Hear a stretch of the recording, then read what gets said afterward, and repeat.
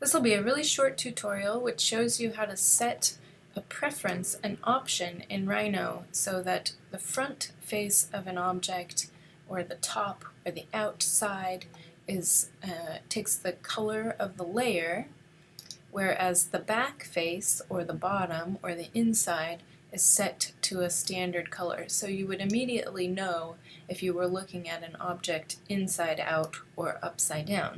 So on the Mac version, that's under Rhinoceros Preferences, Display Modes, and then you need to be in one of the views that shades surfaces. So I'd like to set this for both my shaded and ghosted display modes.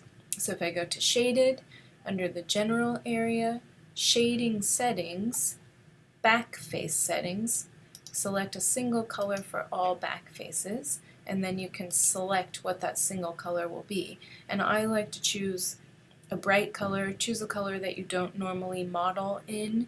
That might mean that you want to make your own color, but just choose something that I wouldn't normally make a layer that color so that you have it as a point of contrast. And then that's it.